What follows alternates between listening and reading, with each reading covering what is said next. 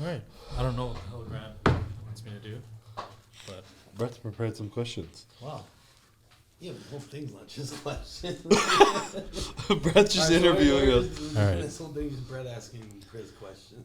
Brett, a little bit closer to you. Check. What the fuck? Is that the broken one? Try again, Brett. Testing. Okay, that 1, was 2. There we go. All right, we're good. Great. Go for it. Rock and roll. All right, what's going on, guys? Welcome back to the Raw U podcast. I think we're on episode 32 or maybe 33 right now. The reverse Michael Jordan if we're at 32, so it's got to be good luck. But we're here with Mr. Brett Wilkin. Calvin's helping us moderate and making sure that we actually sound proper here with the technology background. But we're winging this podcast, but we're going to be talking about some random shit. I'm going to have to think of some questions for Brett. And Brett asked his buddies, he said, for some random questions for myself. So, but you've been training with Quentin the last few days. Yeah. He's a big fucker. Do you like training with people? This is a random topic, actually curious. Do you like training with people more so like with people or alone? It depends on the person too. Yeah, it obviously depends on the person. But no, that's part of the reason I came down here. So, I mean, I had a really good situation out in Denver, you know, with the, you went out there. The gym was awesome. I love the gym. Great environment. And it was cool because we were kind of like, even though it was a bigger city, we were kind of away from any other like bodybuilders, you know? Yeah. Not many people have just swung through Denver. I think you came one time because you were out there for like an appearance or something. But not very often we have that. See, down here, you know, with Florida having these cities, you know, we're in between Orlando, Miami. People just want to come see Revive Gym, this area. I've had a lot more opportunities of training with more, you know, IPB pros, more people from around the world. I mean, just in the last month, I trained that Tim guy from Germany, Kaiki from Brazil. Quentin came into town, you know. Lean beef patty. You know. A few unexpected collabs. Yeah, I mean, just in the 4 weeks, it's just like I've just kind of all these different collabs and different training and getting to know people. So that was kind of, you know, one of the reasons was coming down here is just the networking aspect and being able to do these sessions. So I had a great time with Quentin. You know, he's a new Matt Jansen athlete, so he just kind of want to come down. Oh, he's with Jansen now. Oh, you didn't know that? No, I didn't know that. Oh, yeah, that makes sense why we came down. Yeah. So that was kind of the main reason he came down, to kind of meet Matt in person. I think Matt wanted to oversee him train at least one session. Yeah. And, you know, get to know him a little bit better. And then we went to dinner last night and just kind of hung out. Yeah, so, okay, that's awesome. So he's taking the year off and just, you know, listening to Matt and growing into the future. And he's going to be, we both know this just off of his potential, genetic potential mainly. Like, he could be a force to be reckoned with. So it was good to get a few sessions in with him. You know, he's just, like I said, he's just such a unit. Like I was trying to, like I told you before this, like I just want him to get more aggressive. You know, it's because he would always just kind of do like the same as me or maybe one rep more. It's like, bro, I know you have like 10 more in the tank. Just do it. Like, just not to humble you too much. I can just do one more and I'm done. Don't be friendly. Like just go. You know what I mean? So he's like a true friendly giant. Yeah. He's fucking big too. I remember him when he was still like young and natty, right. And he was like bigger than me. Yeah. And then now I see him, and I feel like he's taller, and he's just like 300 pounds. I'm like, damn, bro, he's big. It was funny because he's like, I actually remember when I met you, and I was like, I didn't remember this, but it was you were there too. It was Toronto Pro in 2019, so it was his debut in the Open. I was doing 212 back then, and I remember like he was up there and he had no idea what he was doing. He didn't know what quarter to like. And I don't remember, still he reminded me. He's like, yeah, I came off stage and you told me I was doing my quarter turns wrong. And I go, oh yeah, I do remember that. He's like, yeah, that actually helped me a lot. So I appreciate that. He's a very humble, funny guy. And he still got top 6 in his Open Pro debut. And like, not surprising. Yeah, I think, and then he might have still been natural at that point too. So that's hilarious. Yeah, but he's a good dude. He had a little group with him. They just came through the warehouse. They were kind of awe-inspired by the setup here compared to. You know, half under construction still. There's a lot going on though too. So and we were doing pretty good for how long we've been in here. I haven't seen their setup for their warehouse for their HD side of things. No, their gym is fucking insane. Yeah, the Pure Muscle. They have I was just asking them. They said their warehouse is like right next door, but it's like 1/4 of this. But obviously they just do the supplement side of things. We have more going on. A few more things here. in there. When you train with people, what's the biggest downfall you see in people? Like I would assume, or maybe another question, you're probably stronger than 99% of people you train with, maybe excluding Quentin if he decides to try on that set. But what's like the biggest downfall you see? Like one thing with Quentin was you said to be more aggressive, just fucking get at it and push yourself to your limit. Like is that a common thing you see of people, or like Because you obviously just train balls to the wall full tilt, Yeah. and that's led to your physique. You got into bodybuilding later than most people, but you fucking caught up really quick because Right. you trained like a fucking animal. What's like the biggest gap you've seen people training wise now you're training with more people? Just the focus on each exercise, right? So it's like when I go in there, like from start to finish, my goal is to be like make each, especially working sets, obviously as perfect as they can be. Like the first working set of the day should be equal to the last working set of the day. Yeah. What I see is guys kind of tend to like fall off halfway through, or distracted or get tired, and they just don't start pushing as hard towards the end. So it's not really like fulfilling the entire day of the work. You know what I mean? So it's just, or they're distracted because maybe it is a little bit different circumstances. They're not in their element. But like how I approach those things, it's like if you're missing a day, I mean, I know you're collabing or whatever, but you don't want to just go away from that being like, man, this was kind of a fuck off day, Yeah. And so like that's a lot of it. But like I said, I choose pretty wisely there. Like I can pick up on if they're if they're gonna train hard, if they're into it completely. And usually I haven't had any too bad with people. Except for the reason I was training with Kaiki, that men's physique guy, and he was like 2 weeks out, so he was shredded. He was dead, yeah. He was like 4% body fat, and like his lats have freaking like striations through him. And when you're that lean, like he just like kept like in between each exercise, he's checking himself out in the mirror every time. Like I'm like come on, let's go. Sometimes you gotta wear a big hoodie just to not look at like yourself. all right. I'm like, yeah, you look retarded, but let's stay focused. Just hand them a shirt. Get back to your set. But we've all been there, when we're getting really close in the headspace. But me and you usually wait until the end where we take off the hoodie or long sleeve and then go from there. If then even. Yeah. So how about you? I mean, same kind of question for you. Like, I feel like you have such a wider range of. But the thing is, you don't do too many training collabs, but you got a large range. Like sometimes you're training with like Ian or myself, and then sometimes you're training with more beginners, maybe some like influencers, the younger guys or girls too. So how do you try to approach those to get the most out of it?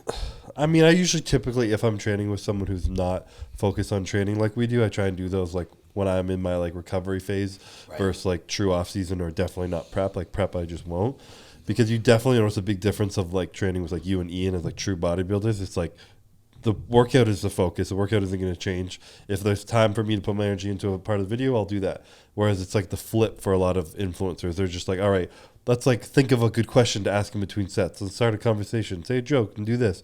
And they're trying to make content rather than like get the best workout possible. So I definitely see that mix, which is fair. They're not trying to be the best bodybuilder they can be. But obviously sometimes for me, it's like, all right, like let's actually properly work out now, not have a conversation every time. So it's balancing that. I think that's why it makes you so good at it. Especially, I just saw that, or Sebastian just showed me the reel you posted of you and me, Patty, talking while I'm training. While you're going at it, yeah. But that's what makes you. That's what creates so much traffic and everything. Is just you use this time also to get to know these people too. For sure. Like you said, you set it up so this is your off season. I know you aren't truly pushing yet, so these are a good time to do that. And it's kind of a balance thing. I always feel like I'm playing catch up, so I don't really get that too many balance. Like when I'm training, I'm always just training hard. You know? And I just, like you said, it's more so me just kind of still playing catch up to get in the open. These guys are just so far ahead, that it's always like every session counts, right? Mm-hmm. So it's a little different. With that, I got a question, and I was actually thinking about this. Most people should know this by now, but you went pro as a heavyweight bodybuilder, right? Yeah. So North American's heavyweight bodybuilder. Do you miss anything in regards to when you were training to be like a heavyweight bodybuilder compared to doing what you now with classic? Or is there really not much difference, honestly? Like you're just a different, because I know you still train like a bodybuilder, but was there a difference? Did you like your look a little bit different? Or did you like the training aspect, the food aspect a little bit different? Or is it more so the classic is way better than what you were before? It's honestly been pretty much the exact same. To be like completely transparent, I brought my PEDs down, and allowed me to have to train harder when I do. If anything, now it gives me that like 3 months I said after a show to really just relax and let my body recover, because I'm not like anxiously being like I need to be huge or I need every second I have. I'm like I can take the time off, relax, get into it. I've been able to lower my PED usage from when I was younger even, and still push really hard, and just it keeps me under my weight cap, because I still have a few pounds to play with. I'm not like dying to make weight like some people. But I mean, when I got my pro card as a heavyweight bodybuilder, I weighed 219 pounds or something. And now I'm on stage at like 240, 239. So it's taking me that long to put on like 20 pounds of muscle. And it doesn't really show too much on my frame because I have a big frame. But when you see like comparison shots, my like density's gotten a lot better.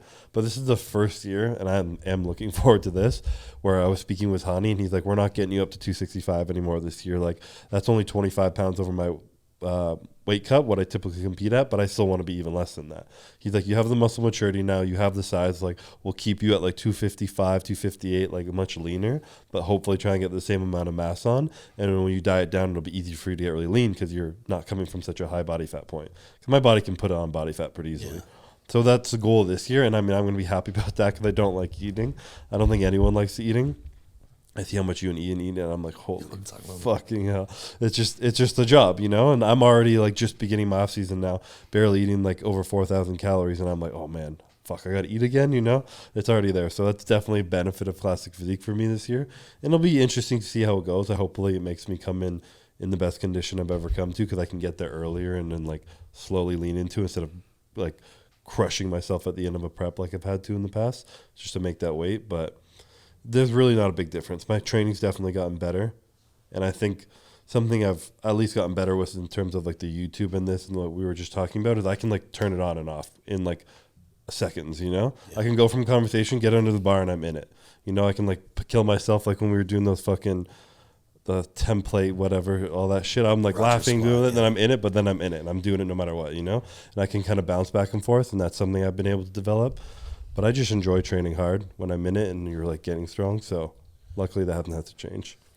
I think honestly, now that you explain it that way, it's such a blessing in disguise. It's because like if you would have just pursued open or if there wasn't a classic division, you know, that came to, you know, you would be obviously heavier right now, but I don't think it'd be as clean. Yeah. You know, the fact that you put on 20 pounds of just like, and you're probably lean. I mean, you were pretty shredded when you were pro. You were really lean, but like 20 pure pounds of muscle in 5-6 years, right? Mm-hmm. Like that, I mean, that's as good as it gets, right? Because it's true weight, you know, where it's not you were just pushing up to 290 coming down, push up to 300 coming down, you know. So it's like, it's just such a cleaner look. And, you know, mainly, you know, there's a lot of truth to it, but your waist, obviously, it saved your waist too. Yeah. So it's just the aspect. And you also got to think, I mean, you have dealt with injuries too, right? Think about what the injuries could have possibly be if you were training at 280 all the time, 280, 290. Not saying you're injury prone. I mean, most of your injuries are you from training hard, but add another 30 pounds to your frame. And like, you know, that's the things I have to like, you know, worrying about right now is, you know, I woke up, I was 280 this morning and like everything hurts, you know, it's just like, I went and did arms this morning and like my low, you know, my back was hurting and shit. Like, I'm like, what the fuck? How tall are you? 5'9". 5'9", 288. And you're still in decent shape. Yeah. Like you have lines throughout your legs. And when we were getting in and out of that adductor machine, I'm like, fucking hell, this guy's legs are gigantic. Yeah, I don't. So that's my thing. Like our goal this offseason we're trying is like, and I've always, I mean, I would call it, I guess, genetic gift, but our goal is, and that single goal for me this offseason is to get fat. Yeah. I've never been able to get fat. Like I still have some striations in my glutes. Really? I just don't put weight there. I don't put fat there. And so it's like our goal is to get fat. And people are like, oh, it's got to be easy. It's like, no, I'm eating 6,000 calories a day. I'm not eating shit. Like I don't eat ice cream. I don't eat, you know what I mean? Like, I mean, I still probably eat like a cookie every other day just to add more calories and things like that. But I'm trying, you know what I mean? So like the thing is like, I've never been this big, weigh this far out from a competition. So I'm in a good spot because I still have 5 months ahead of me to, you know, happen. So is this the heaviest you've ever been? Yeah. This morning was 288? No, 280. Just 280. Oh, I'm 288. That's gonna hurt. That is the goal, though. If I get up to 288, waking up, that's big. That's when. Do you like just fall asleep during the day and have to nap? I'm definitely lethargic. I try to hold off on the naps so I can sleep better at night. Yeah, because like then it's just like spacey. Mm-hmm. What I know is I need to talk to you about this again. I know we talked about this last week, but I definitely need to get a CPAP ahead now. Oh yeah. Just because I can tell my sleep's not great because I just wake up tired as hell, like 2 cups of coffee just to get going, right, and things like that. But you notice when you're that groggy, yeah. And honestly, I've been wearing the sleep tracker, and it tells you a big thing is just wake events or whatever it calls it, wake disturbances or whatever. How many times a night you are waking up? Is she rolling over and shit? And like I wake up like 2 to 3 times an hour, no matter what.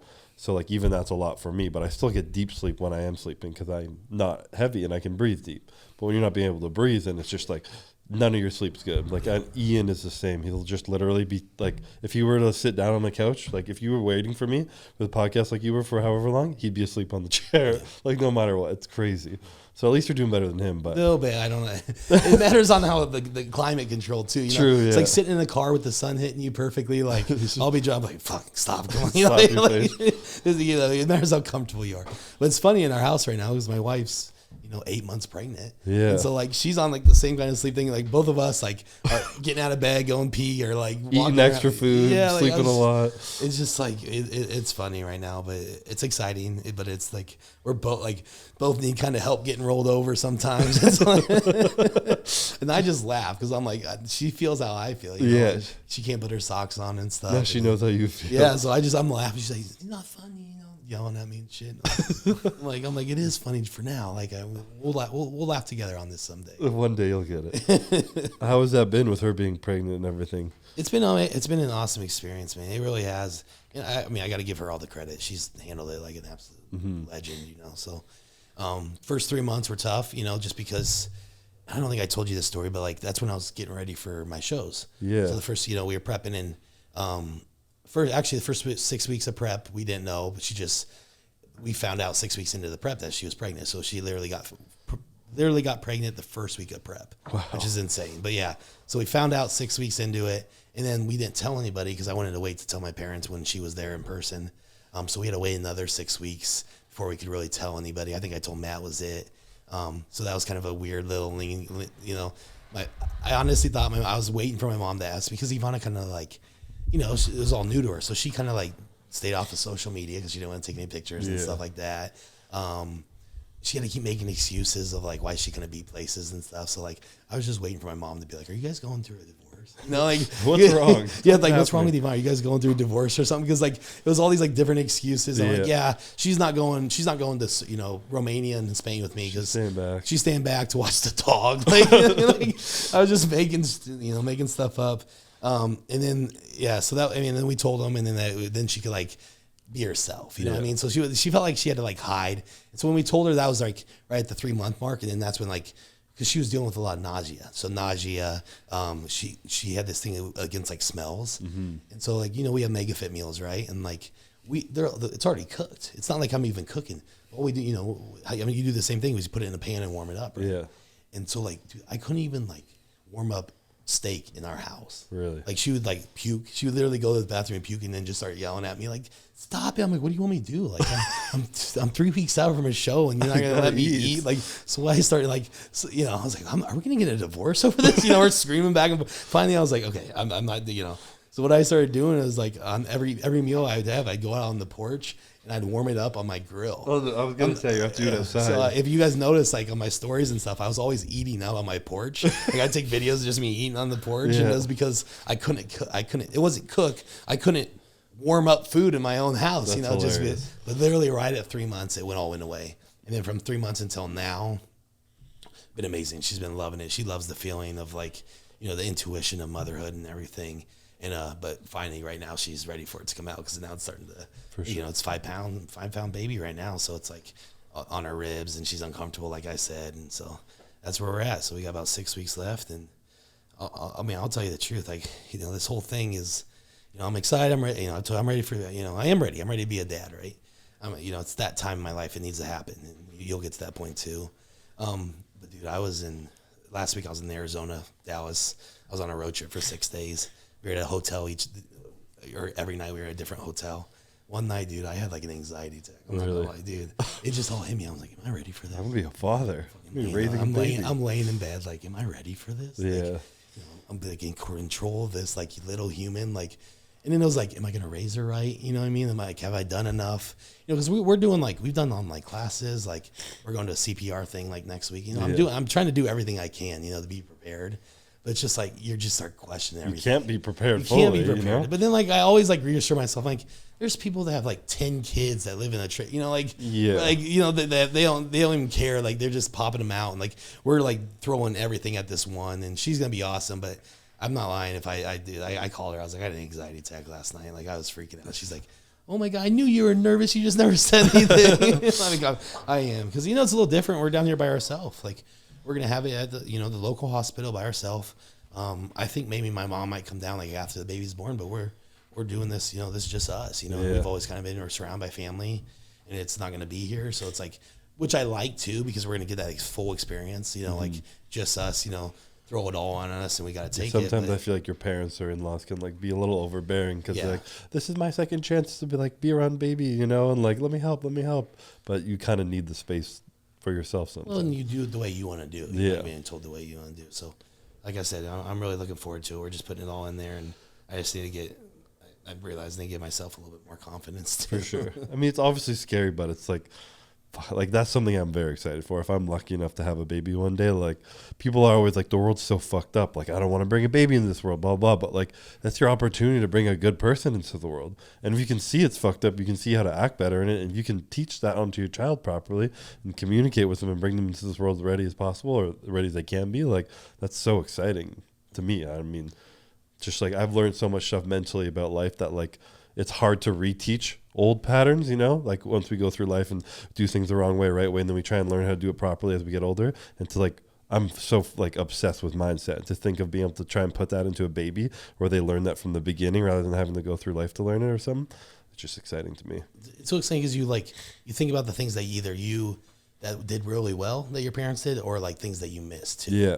Because I always say I had the greatest parents ever, like to this day, I will always say that, but there's also things that I didn't learn, maybe on like the more hands-on things, like construction kind of things and stuff like that. Because my dad was into sports and taught me only sports and things like that. It's like, so you get a chance to, expand and maybe even learn those things yourself, but also teach the next generation as well. Yeah. So with that, I mean, if you had a preference, how many kids would you? Two. A boy and a girl. Yeah, I think that's me too. That's $1 million family in my eyes. Yeah. That's my family too. I had a sister. It was just me and her, and I really like that. An older sister, yeah. I think Ivana wants like 3 or 4, but I was like, as long as we get a boy in there somewhere. Just one boy. The next one's a girl as well. Then we'll go for 3. Yeah. Courtney has it in her like family. It skips a generation of twins. Yeah. And her mom was a twin.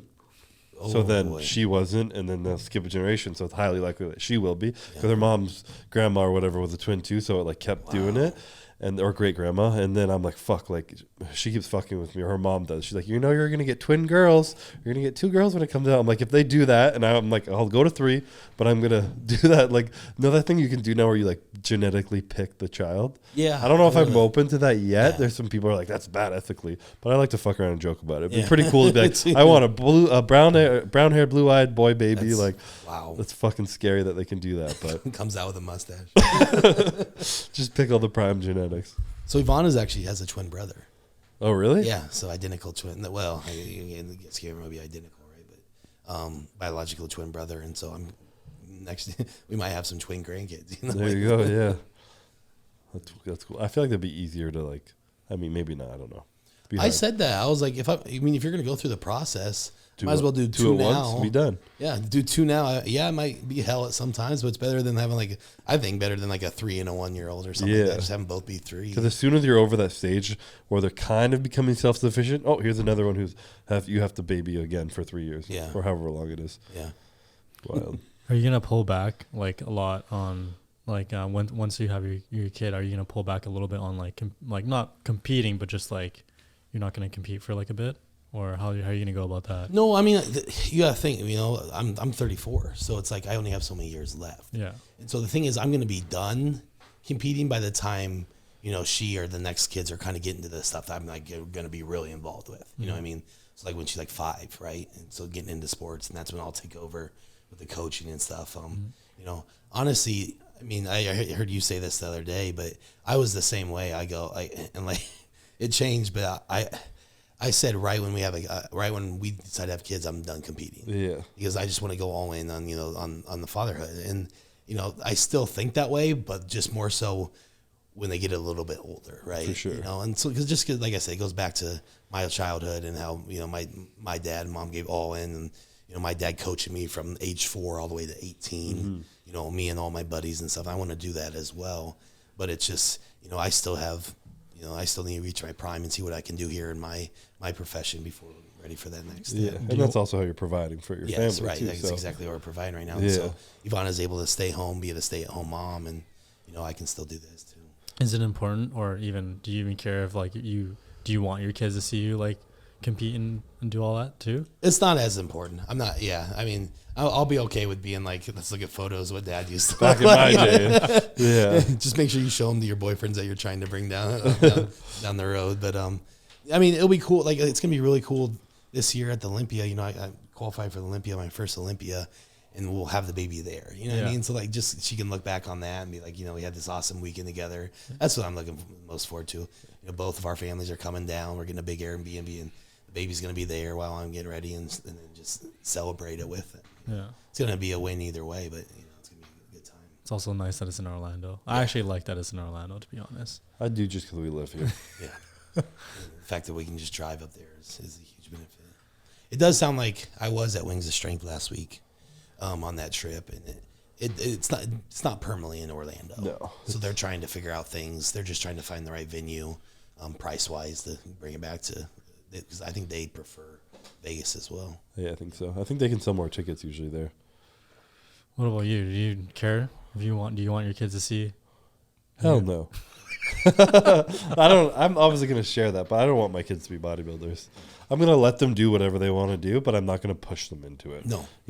Obviously we know there's a lot of downsides to it, and it's been great to us, but like, it's not good to a lot of people too, and we're very lucky, that fortunate to be in the positions we're in, but I'm not going to try and get my kids to bodybuild, that's for sure. And I think bodybuilding, like true bodybuilders, like you can't really be forced into it. You know what I mean? Because it's such a journey. Yeah. You can be forced in it for a couple years maybe, but they're always going to wean out if their heart's not into it. Yeah. So it's the individual person that decides that. And you got to be a little twisted too. You got to live a different lifestyle. Fucked up, yeah. Going back to the training part, I don't think I've asked you this, but when you're training, you have a training partner. Do you care about if they can hang with you on the weights, or does that not matter to you? Is it more just like a work ethic thing? No, definitely. That is not an issue with me. You've seen a lot. The main person I train with down here actually is Zach. Yeah. A content creator here. He's, the guy that came down here, my videographer that came from Denver with me, but he just knows how I train, and how the setup is, the intensity involved, the execution involved. And so I've never been someone, I'm never worried about someone having the same weights. Is it somewhat convenient and when you're doing legs or something where you don't have to load plates? Yeah. Mm-hmm. You know what I mean? You want somebody just in the same kind of range, just so you're not, when we were training lean, beef, fatty, we had to take off 10 plates each time and stuff like that. Yeah, that gets, but the thing is, like, I just want someone that's going to work just as equally as hard. Mm-hmm. Because even, and I'm always letting him go, him go first, but like, you got to think, like, even that's kind of inspiring. Like, you're training with somebody, yeah, he's a little bit weaker or whatever, but if he takes a set all out and you see him like give 110%, like, there's a better chance that you're going to go into that, even though you're doing weight, you're going to do 100%. Yeah. You're not going to let him down. You're like, hey, you just fucking busted your ass. I'm going to give 80% here. Yeah. So it's like, it's more so just picking the right individual on, their work ethic, and in their execution. Yeah. That's huge. I feel like that's made Zach a much better bodybuilder, because I like always train with Ian, and having someone who's like drastically far ahead of you in everything and like trains really hard, but just like constantly I was like, okay, Ian would like do 2 plates more than me. I'd be like, fuck. And I got to the point where he's 1 plate ahead of me, and I was like, yeah, I'm catching up. And then he's 3 plates ahead of me, and I'm like, it's constantly like chasing this like forever. Bodybuilding's an endless pursuit of a goal. It was constantly chasing someone who was ahead of me, and as I was getting ahead, he was getting more ahead of me, but it just kept pushing me to be better. So just kind of both sides of it. I'm sure he was also slightly motivated by, I better not let this little fucker catch up to me. So I better get strong as fuck, You didn't really have a training partner last year, eh?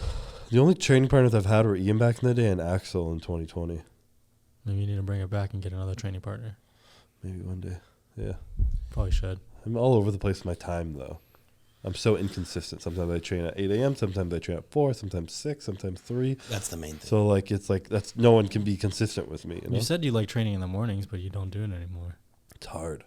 How is it hard? Now that you're eating a lot, like, I'm not eating as much as Brett, but you wake up groggy, eat a big breakfast, you're tired. It's just like, it takes a while to wake up.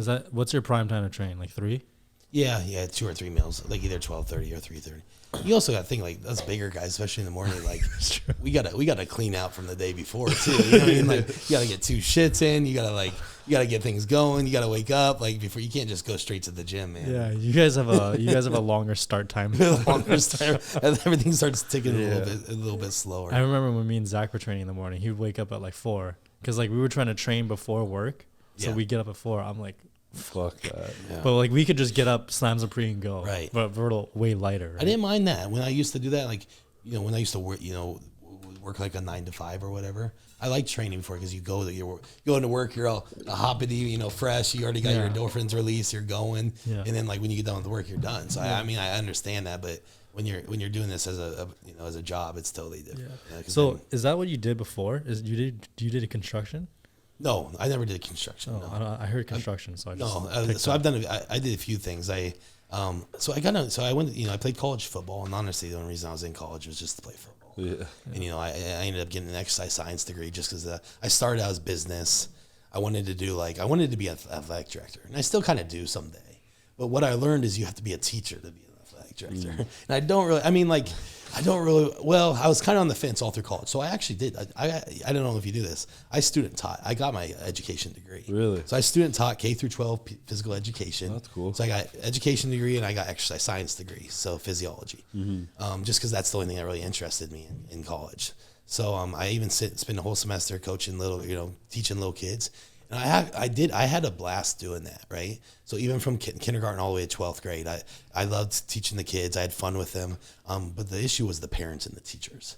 And then it's even worse now. Oh, right? I can't imagine parents. Like just like the nagging, like just the drama, like, my kid's this, and this. And like, and they did a good job of just letting me handle it. There's the main teacher. Yeah. Like they were just like, peace out, you got this, And I was like, I'm the teacher, I'm 21 years old teaching 18-year-olds and like their parents are yelling at me and shit. And so you figure it out real quick. I was like, I don't think I really like this, I just wanted to do this to be a athletic director, but you have to like teach for like 10, 15, 20 years, get your master's before you can be athletic director. Is that athletic director for high school or? Well, it would have started in high school and then maybe go to college and stuff. That was I don't even think we had that in Canada. I don't even know what that is. Oh yeah, no, every high school has an athletic director. Yep. No, we don't have. We have a gym teacher. That's it. Yeah. Yeah. Did you have an athletic director? I just had my high school coach who did everything. Yeah. We didn't even have a football team. You also didn't have as many sports at your school, though. No, I didn't even have a football team. Yeah, so you got to think like high schools here have even junior highs have athletic directors. There's like 8 to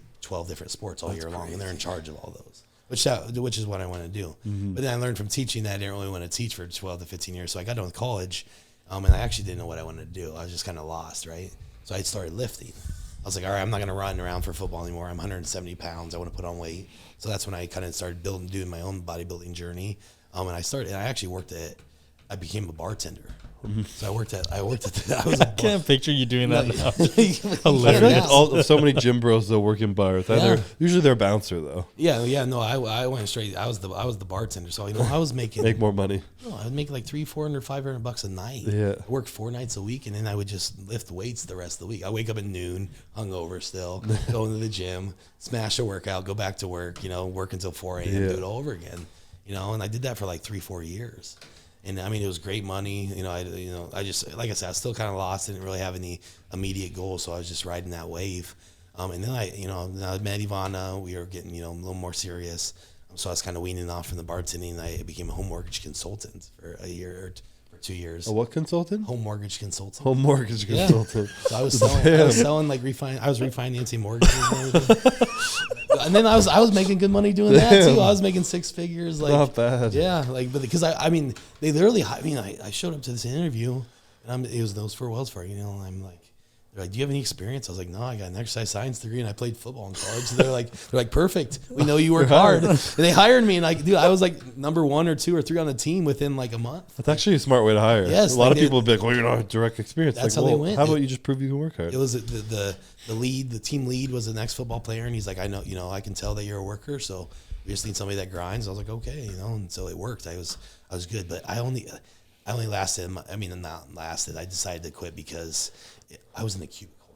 Yeah. You're in a cubicle 8 to 10 hours a day in a square space, headset on. You know, I had the desk that I could stand up for a little bit, sit down, stand up. Man, we need to do a raw ad of just him right now in a fucking cubicle with like a button-up shirt, like sitting in there. I had the stability ball in there. I was sitting on and jumping on, and like, I mean, I was killing it. But you know, I was that. The thing is, it would just wore me out just sitting all day. You know, Yeah. I'd still go to the gym after work. I mean, I was still bartending a little bit, so I was working like 50, 60-hour weeks, lifting in the morning, getting ready for my first show and stuff. But that, like, seriously, I wouldn't take those dimes back because that taught me, you know, perseverance as well as like just hard work. Looking back, I was like, how did I do that? You know, 60-hour work, you know, working 2 jobs, you know, still training and then winning that first show and everything like that. But it allowed me to transition into that next phase of my life. And then I went and I actually, I had it set up. I didn't just quit. I had it, so I went and I bought into a meal prep company. And it was also like a dine-in restaurant for healthy foods. And so I did that for about a year. And then that's when we decided to move out to Denver. So then I left there and then moved out to Denver and pursued bodybuilding full time. It's kind of refreshing to hear that though, because I feel like a lot of like today's generation has like, it's never like if you ask any one of us, we've all have had multiple like minimum wage or like those jobs, and I feel like that's like almost like a non-existent thing now. Like it's very rare. Like people just think like, oh, I'm gonna try and make some money like on social media or whatever it is. Before that, I was working landscaping. Yeah, you know, landscaping and mowing. Like I used to blueberry pick. That sucked. That sucked. Like one at a time. No, like you would like go and like you would stand there and like you would have to like get rid of the branch and stuff like that, and then like it would be loaded, and then like you just stand on there for like 8 hours, just like getting rid of like leaves and branches and shit like that. Just cleaning. Yeah, just cleaning blueberries. That would be fucking but that was my first job where I was getting paid like $22 an hour. Right. But it's just like a labor intensive job, you know. Yeah. Yeah. Damn. I was a mover for a while. That was hard work too. Part of the college hunks. No, just I can't remember what the place was even called. They didn't even have a name. It's some fucking local moving company, and it was just lifting up fucking furniture all the time, and shit was heavy. That was hard. I did that through a prep once, and it was miserable. Oh. Thinking of how I did any jobs in prep now is crazy. I'm such a bitch now. When I'm like 2 weeks out, I won't even come here for an hour because I'm like I can't drive that far. Same way. I'm just like I need to lie on my couch all day, and I'll make it to the gym maybe. That's it. Just a princess. I remember kind of like your story. What I used to do, so growing up in Iowa, you know, there's a lot of farmers and stuff.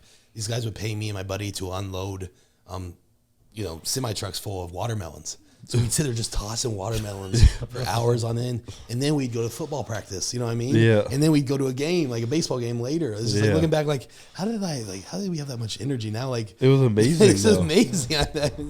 Now in prep, like you said, 2 weeks out, we're not leaving the couch unless we gotta like.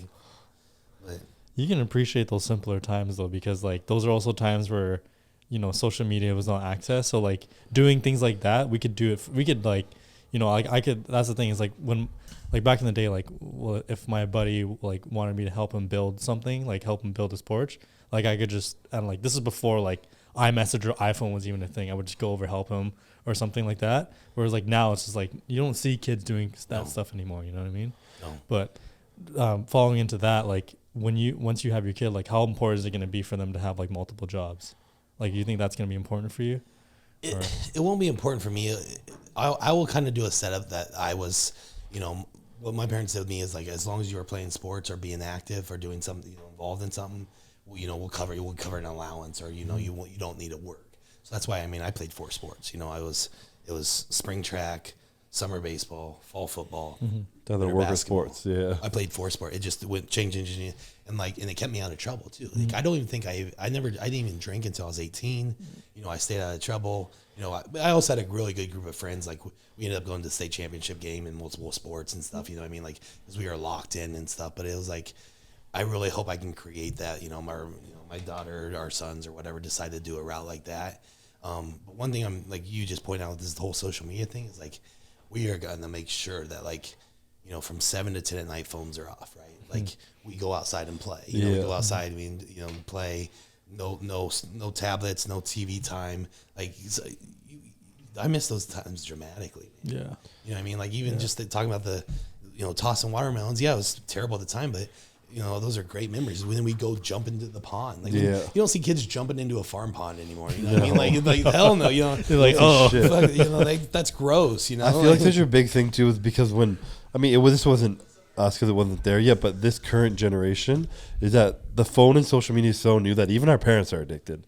My mom can't get off her damn iPad as much. Not like she's addicted to it, but like equally as much as all of us are on our phones too much.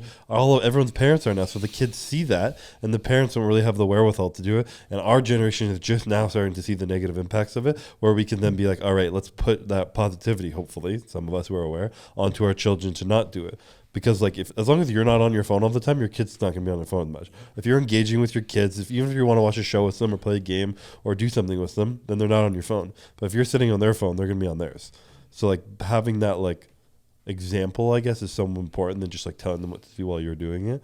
But it's fucking wild to like that everything you guys are saying. Like our friends used to just like after school, I would just go bike somewhere from friend's house to friend's house, go to the park, do shit, and then maybe play video games the odd time. But like we weren't just sucked into your phone by yourself.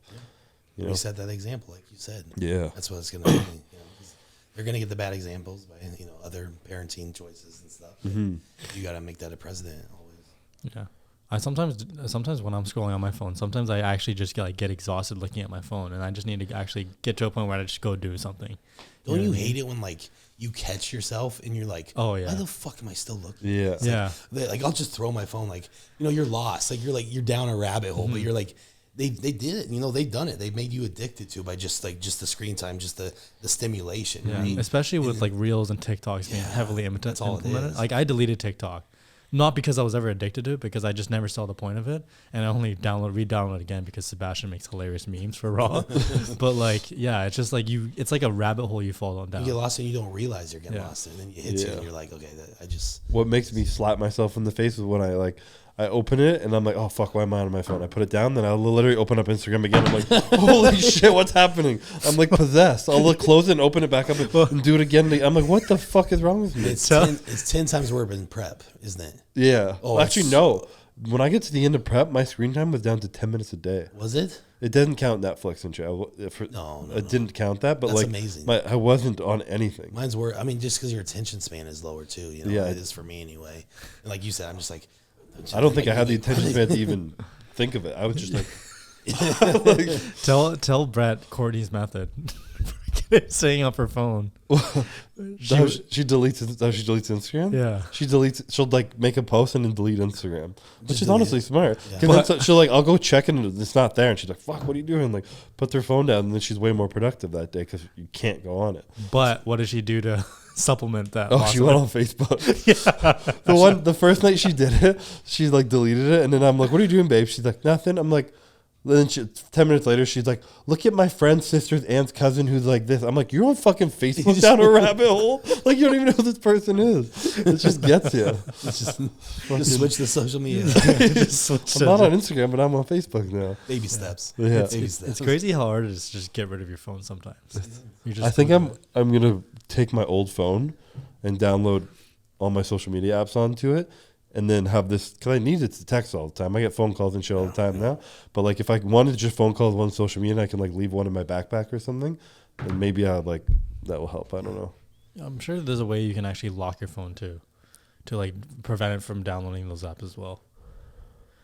So I don't know. Yeah, I'm just lazy. I saw a funny meme last night. It was like in 2023, a typical couple. It was like, "Hey, honey, how was your 9 hours of screen time today at work?" "Oh, mine wasn't that good. You want to go watch some screen time in the living room?" "Oh yeah, sure. I'll just be on my small screen the whole time." It's like that's so accurate. Like That's think so about it. accurate. You're in front of a computer. You go home, watch Netflix while looking at your phone. You're Yeah. just think if like back 30, 40 years ago, if we could put like a camera and be like, watch us from then, be like, our future looks fucked. Man, You're always just looking at something. It gets scary too. Like, I mean, obviously, I feel like you guys would be a lot better at this. But like, when I see kids running around like with their family with like iPads, I'm just like, dude, like that's not good. Yeah. That's not good at Or all. like dinners. Like we go to nice restaurants and someone just hands their kid an iPad and then they just like leave them alone. Yeah. I'm like, yo, that kid's gonna be diagnosed with ADD. They're gonna put them on meds, and then they're gonna be like fucking numbing their brain for the rest of their life just because they're on their iPad. You know, It's the start of it. That's why it's important to be fit and take your creatine, take your BCAAs, take your EAAs. use code Cbum. And Brett. Well, that was a good podcast. Outro it. Outro it? No. Goodbye. Thank you guys for watching. Appreciate you guys having on. Brett is our, there's a word for continued guests. There's a word that people have on it. Not regular. Recurring? No, it's Recurring. It's a special thing for podcasts, I say, but we'll just use the word recurring. Well, Brett's Reoccurring Brett. Brett's being a lot more well known as our liaison for torturing people to True. fucking leg days and shit. So we gotta hone in that reputation. People who come visit. You want to do leg day with Brett? No, that just needs to be like the new athletes. That just needs to be like, you know, what's it called? Hazing or Initiation. Whatever. Initiation. That's Yeah, like, yeah. All right, like, hey, yeah, you're gonna sign on Thursday, but Wednesday you gotta do legs with Brett. If Brett says one more and you don't do one more, you were dropped. And we're gonna film it and make sure it's worthy. Anyways, That's gonna be a thing, though. Yeah, for sure. we have to make that. Let's a see thing. why not. Brett's like they have to be able to hang a little bit. All right, yeah. Thank you guys for watching. Remember to subscribe, like the video, comment what you guys want to see us talk about in the future, and we'll see you guys next time. Peace.